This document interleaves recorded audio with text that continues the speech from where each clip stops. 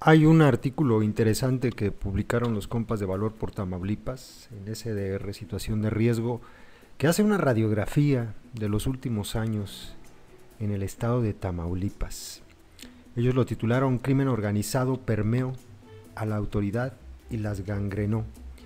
Y en la fotografía que colocan para ilustrar, pues se puede observar a 3 ex jefes de plaza de Tamaulipas, delincuentes, todos libres.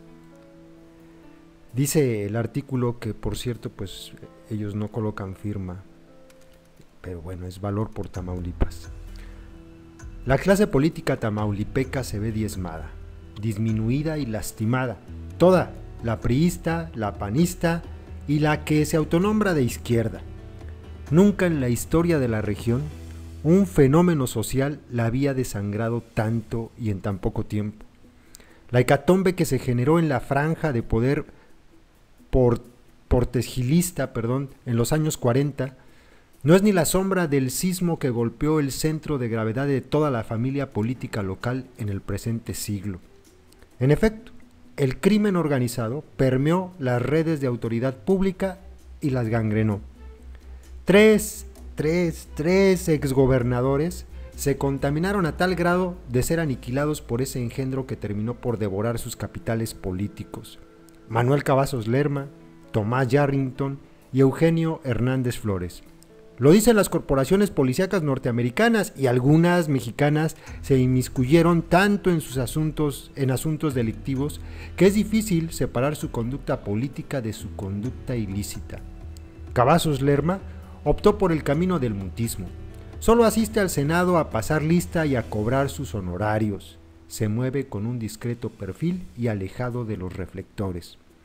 Contesta parcamente lo que le preguntan los reporteros de la forma más diplomática posible.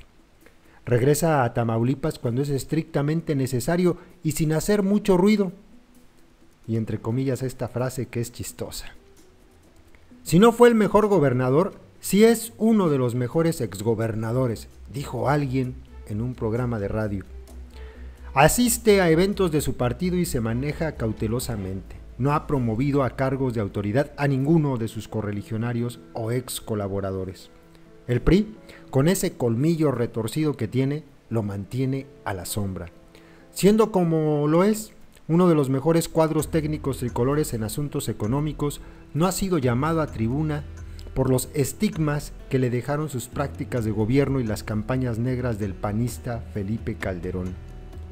Tomás Yarrington es el exgobernador con más cieno sobre su humanidad, con una fortuna calculada conservadoramente por sus excolaboradores en los 5,000 millones de pesos. Es buscado por la Interpol, el FBI y la PGR por delitos diversos que por su naturaleza se califican de graves. Envejecido por los pesares, no hay dolor más grande para un político que la muerte cívica. Cuentan que vive en un penumbroso sótano en la Ciudad de México para evitar ser puesto tras las rejas. El abandono de sus amigos es su pan de cada día, con las cuentas intervenidas y decenas de propiedades en Estados Unidos y México que no puede usufructuar ni menos vender. Se comenta que hoy sufre un agudo problema de liquidez que sus antiguos socios no quieren mitigar. Es buscado, según la Interpol, en más de 100 países. En este mundo tan globalizado, apenas cruza un ciudadano una frontera y las autoridades migratorias dan fe al país de origen del viajero, es imposible transitar sin ser localizado.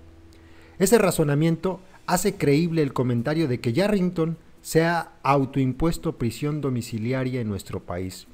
Sus excolaboradores, sin el menor pudor, insisten en negarlo.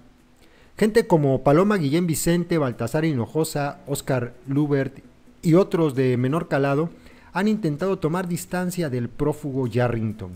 Eugenio Hernández Flores es la tercera víctima de sus excesos y de aquella avalancha negra. Dejó a la entidad con una deuda de 7,000 millones de pesos y desapareció el fondo para pensiones de la Universidad Autónoma de Tamaulipas de 6,500 millones.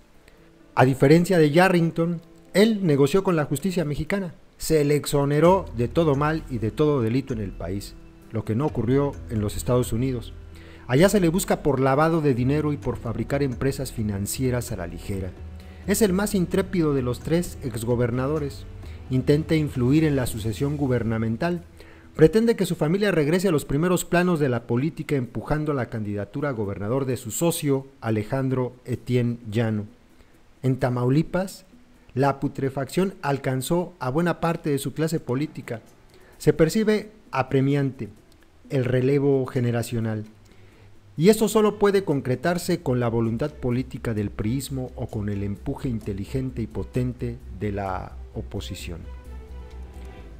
Y este es un poco de la radiografía de uno de los estados que más ha padecido la violencia de estas ratas miserables, antiguos ex jefes de plaza en el estado. Saludos.